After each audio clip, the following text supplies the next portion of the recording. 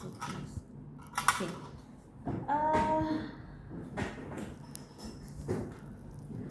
Kita kalau yang ini adalah implan manual gitu ya. Dulu kita menggunakan ini. Di sini dia cukup tajam ya. Nanti di sini yang untuk memasukkan atau sayatan di kulit gitu ya.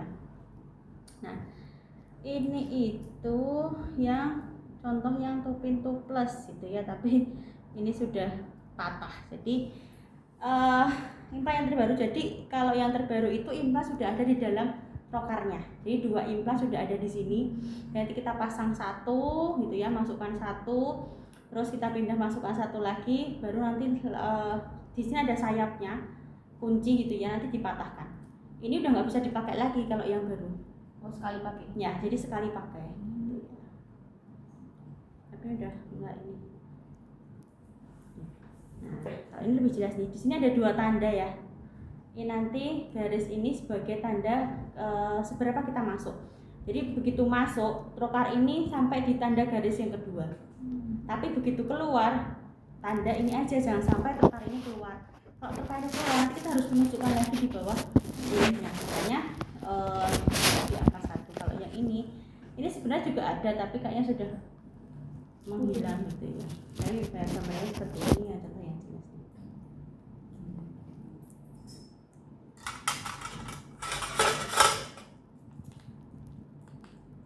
Asli apa?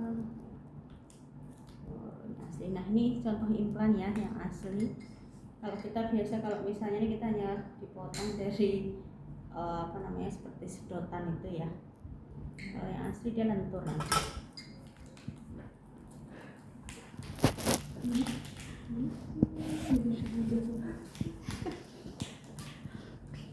Nah, yang asli lentur. Ini implan yang asli lentur. Jadi sekarang udah nggak begitu repot kalau Anda misalnya mengikuti ada safari KB dan sebagainya itu. Nah, kalau yang ini kan implannya kaku ya, karena ini hanya untuk pembelajaran aja, maksudnya untuk memudahkan gitu ya. Daripada kalau implan seperti itu kan kita BHP-nya nanti juga cukup tinggi gitu ya, jadi kita buatkan yang menyerupai gitu ya. Tapi diberikan contoh juga implan yang asli. Jadi implan yang asli itu lentur gitu. Kalau misalnya kita nanti kena gunting atau misalnya kita pada saat mencabut atau apa itu, ini pasti dia akan mudah patah karena dia cukup lentur. Kalau yang ini kalau nggak digunting dia nggak bakalan pasti ya. Ini kita nanti butuh anestesi. Di sini ada lidocain. Ya, ada lidocain 2 mili. Biasanya ini kita encerkan gitu ya. Jadi tidak 2 mili ini kita masukkan semua gitu ya. Kita encerkan biasanya 1:1. Jadi cukup 1 atau misalnya mau semua juga boleh. Karena kebutuhannya sebenarnya sedikit ya, tidak terlalu banyak. Terus kalau ini adalah perlengkapan untuk mencabut ya. Ini adalah klem U, ini yang klem biasa. Nanti dengan teknik pencabutan itu nanti ada pop out. Pop out itu nanti dengan menggunakan tangan ya, jempol. Ini menggunakan klem U, nanti hanya tekniknya saja berbeda. Kalau ini menggunakan baku, teknik baku seperti ini alatnya. Terus ini bisturi gitu ya, nanti untuk memberikan insisi kecil gitu ya, untuk memudahkan kita gitu. Tapi kalau yang terbaru sekarang ini udah nggak perlu pakai ini lagi. Jadi karena ini kan sudah tajam ya si trokar itu, jadi sudah si trokarnya langsung ditusukkan di bawah kulit. Itu kita yang pakai ini biar memudahkan.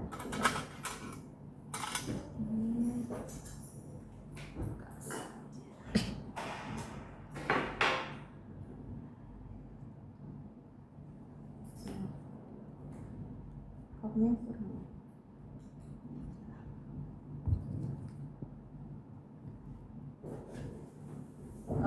Betadine ya untuk antiseptik gitu ya. Kalau misalnya nanti pasien datang gitu ya, kalau dia mau awal atau kita kali dulu gitu, dalam artian kita jelaskan keseluruhan, jangan lupa inform konsen gitu ya. Tapi kalau ibunya misalnya sudah pengalaman, jadi misalnya mau bongkar terus dipasang lagi ya tidak perlu seperti pada pasien yang awal gitu ya, pasien yang mau pasang. Nah ini biasanya kalau misalnya mau pasang, kalau tidak kidal itu kita pasangnya di lengan yang kiri gitu ya, lengan yang tidak aktif gitu ya, tidak aktif untuk bergerak.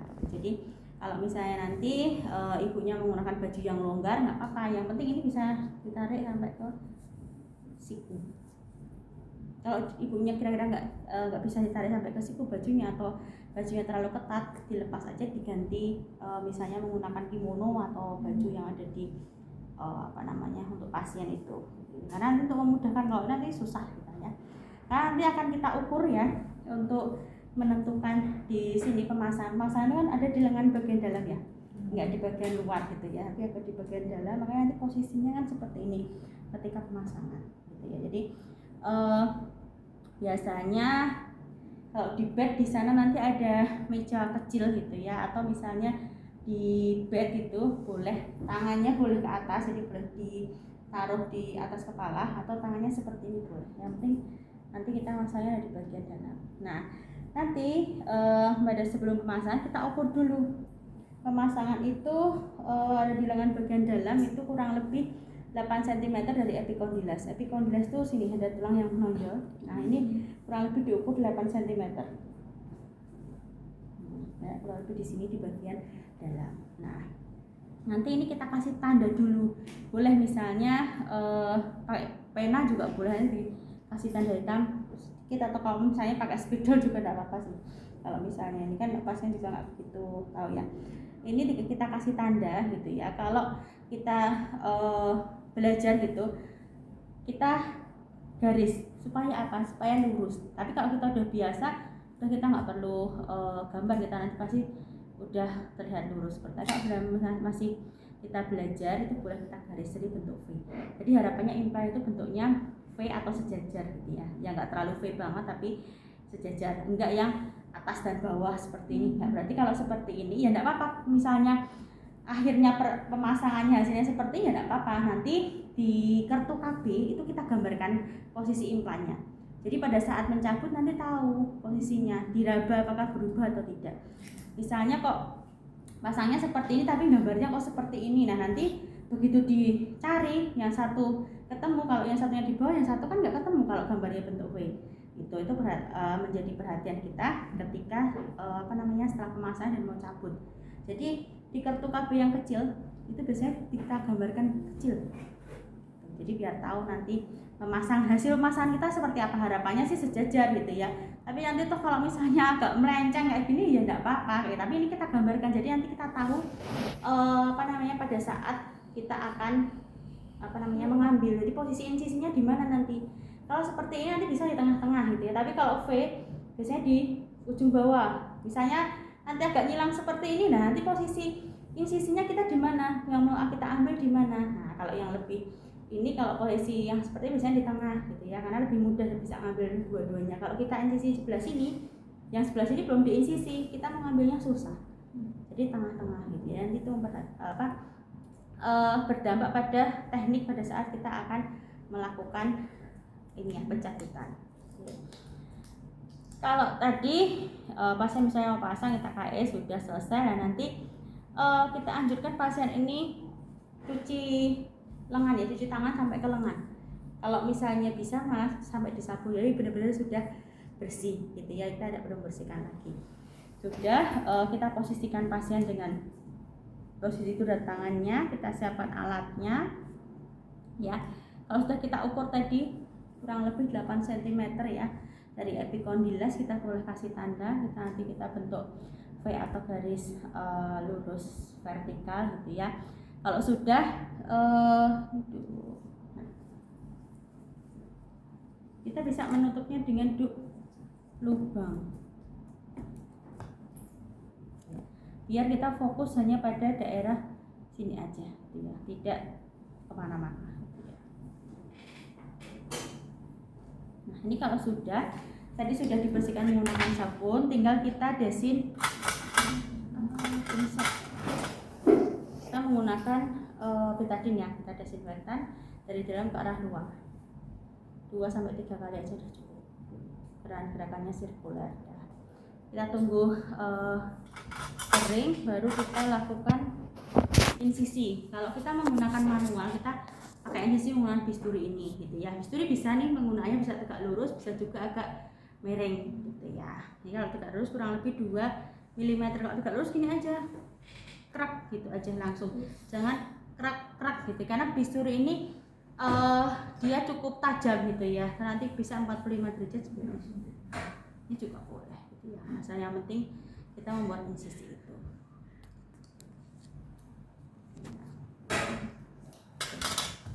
Lupa, maaf. Di anestesi dulu. Oke. Kita siapkan tadi lidokain gitu ya. Kita anestesi dulu gitu ya. Biasanya 1 cc cukup lah. 1 cc cukup nanti ya.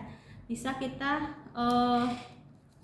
di tengah dulu boleh 1 gitu, misalnya setengah tuh bisa 0,2 atau 0,3 di tengah, jadi di tengah kita suntikkan gitu ya.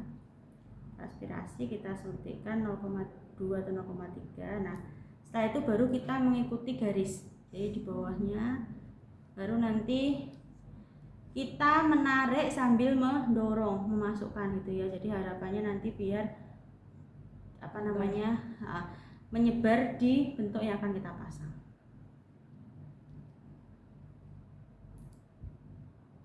Jadi ditarik keluar sambil kita dorong.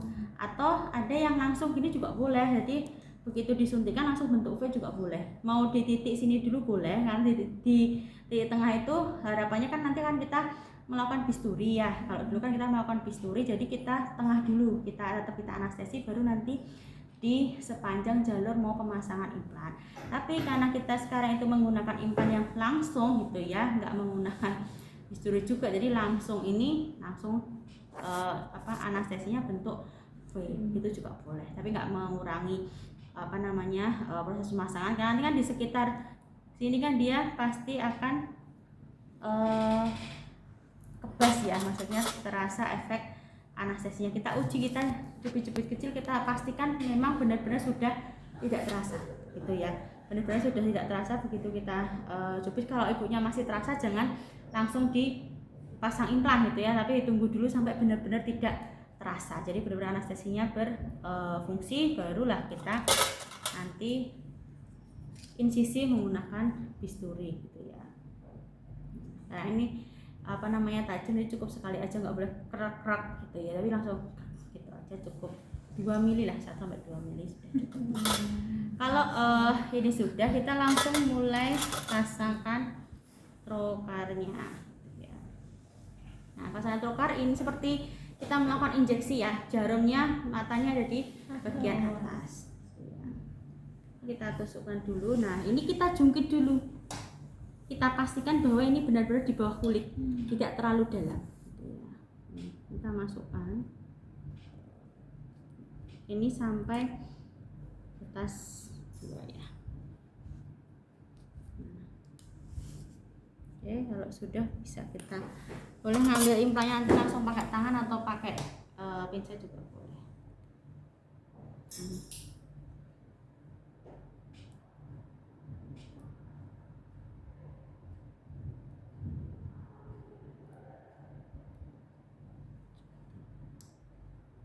Muat ya.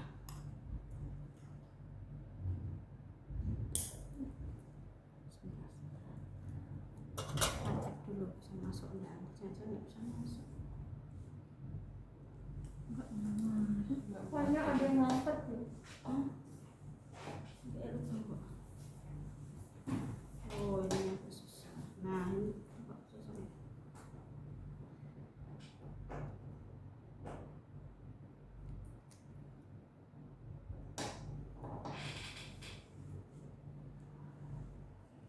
Takutnya malah macet di.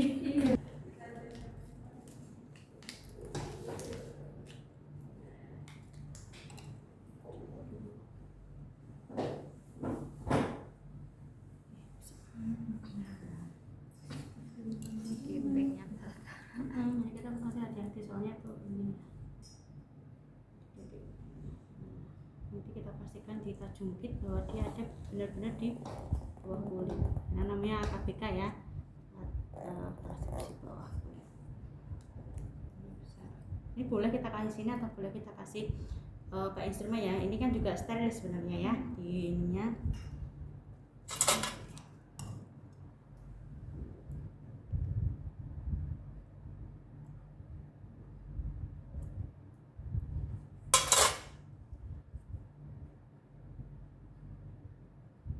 Ini kita dorong sambil kita tarik ke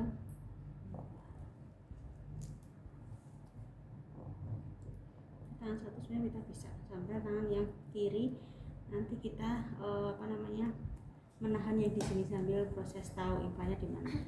Nah, ini nanti sampai garis angka 1 mengeluarkannya, jangan sampai 12 keluar. Kalau 12 keluar berarti kita harus nusuk lagi. Jadi kalau ini sampai di atas angka yang angka 1, kalau sudah kita putar, kita tusuk.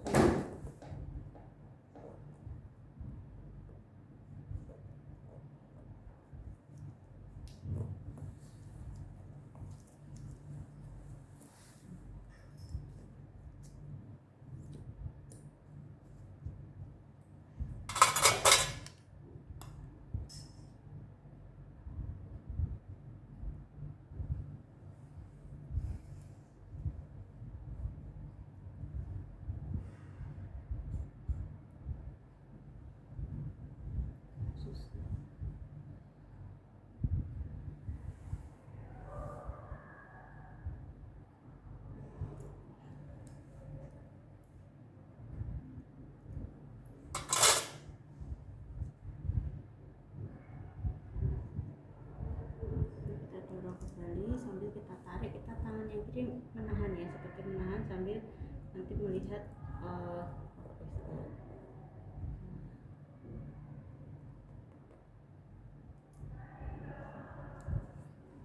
nah nanti baru kalau sudah ini kita raba gitu ya, posisinya seperti apa gitu ya. Kalau di sini masih berdarah boleh dilakukan pengetesan lagi gitu ya, menggunakan betadine gitu ya. Nah kan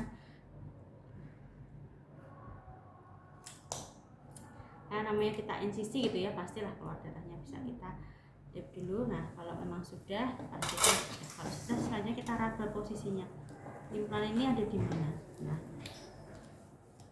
ini posisinya V tapi dia atas bawah ya, ada di atas dan juga ada di bawah gitu ya. Nanti kita gambarkan gitu ya, kita gambarkan dalam kartu KB-nya. Nah, kalau sudah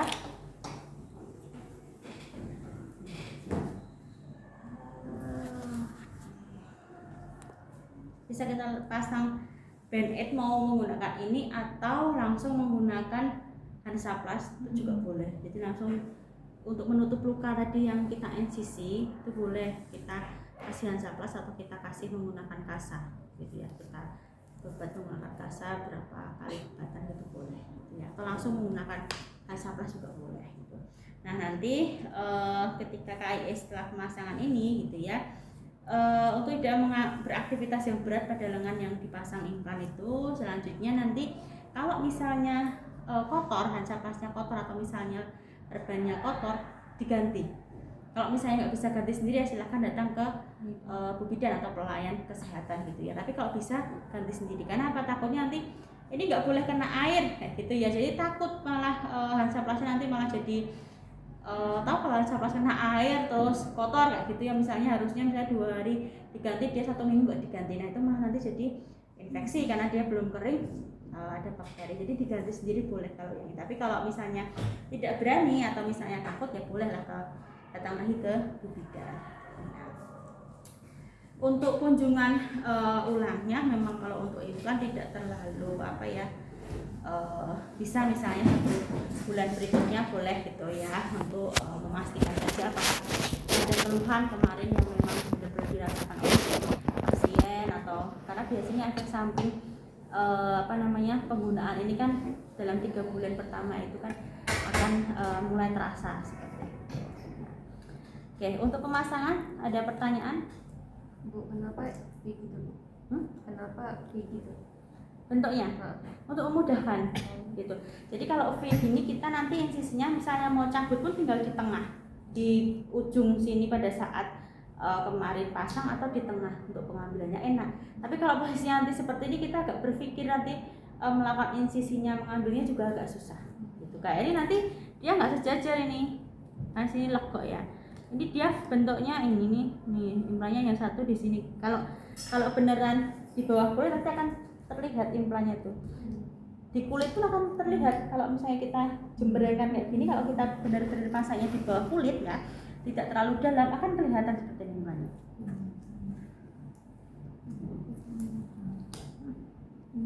Yang satunya di sini.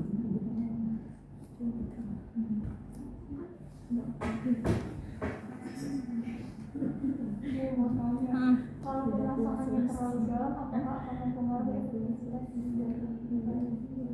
Sebenarnya tidak ya, karena kan itu anak juga tetap akan hormon itu menyebar ke tubuh ya. Hanya saja nanti kita dalam pengecekan mencari itu susah ketika terlalu masuk ke dalam. Mau diraba susah karena mungkin sudah terlalu masuk di dalam kan kita susah merabanya. Apalagi misalnya nanti ibunya gendut gitu ya, itu akan lebih susah lagi. Takutnya nanti ini implannya hilang padahal masih ada, hanya kita tidak bisa menemukannya. Tapi kalau benar-benar di bawah kulit kan jelas kita merabanya kan nggak terlalu dalam mencarinya, itu saja sebenarnya. Tapi kalau dari sisi efektivitas maksudnya kalian kan juga akan masuk di dalam tubuh gitu ya, hanya saja nanti dalam proses mencari gitu ya. Beberapa kasus mungkin ditemui implannya itu hilang, tapi bukan hilang sebenarnya gitu ya, tapi tertutup lemak. Karena misalnya punya dulu misalnya yang 50 kilo sekarang pakai implan, ini bisa jadi misalnya berapa 70 80. Nah kan otomatis ini ya susah ya kalau benar-benar misalnya dalam waktu 5 tahun enggak terus diambil gitu ya, karena implan ini kan ada yang 2 tahun, ada yang 3 tahun, jadi jaraknya implan itu lebih pendek daripada IUD. Kalau IUD kan sampai 10 tahun ya, kalau implan nggak ada yang sampai 10 tahun, paling 5 tahun dulu maksimal 5 tahun. Kalau yang sekarang ini ada yang 2 tahun, ada yang 3 tahun, jadi lumayan cepat kalau implannya. Takutnya tadi kalau misalnya ini dia sudah tertutup oleh lemak, kalau tertutup oleh lemak kita susah gitu ya untuk mengambilnya. Ibu, terus gimana kalau misalnya udah dicari, udah berkali-kali dicari tapi kan nggak ketemu gitu Bu? Nah misalnya kalau efektivitasnya cuma 2 tahun terus dan nanti di ronsen mengetahui posisi implan itu ada di mana kan bisa diketahui ya, dengan ronsen yang kelihatan. Kalau memang sudah ini nanti akan tetap diangkat, tetap diambil ya. Nanti kalau misalnya dengan tindakan pembedahan ya itu nanti kan dokter ya, SPOG ya. Kalau kita kan nanti hanya sebatas yang fisiologis yang memang bisa bisa dilepas. Karena sekarang ini juga ini masih menjadi perdebatan sih untuk pemasangan KB IUD, KB implan itu. Dulu kan jadi kita ya dari bidan itu kan boleh memasang, tapi sekarang itu ada wacana gitu ya, itu harus dokter gitu ya. Bidan udah nggak boleh lagi, jadi bidan itu hanya nolong yang fisiologis gitu ya. Tapi kan sekarang kita kan makanya meningkatkan ke tingkat profesi gitu ya. Dulu yang D3 kan, sekarang ada S1, ada profesi gitu ya, harapannya juga. Tapi masih polemik juga karena mungkin dokter kan dari dulu nggak pernah maksudnya jarang ya masang ya, jadi kan memang bidan itu ya. Jadi ketika dipasang dokter pun juga banyak yang gagal tuh iya gitu ya, mencabut juga itu. Tapi masih menjadi belum ada tok palu sih kalau misalnya bidan tuh nggak boleh. Selama ini kita juga masih melakukan perasat ini karena memang pasien orang-orang itu lebih senang kalau misalnya mau pasang ini ya ke bidan gitu lah, nggak ke dokter SPOG gitu ya. Jadi memang itu juga menjadi ini juga.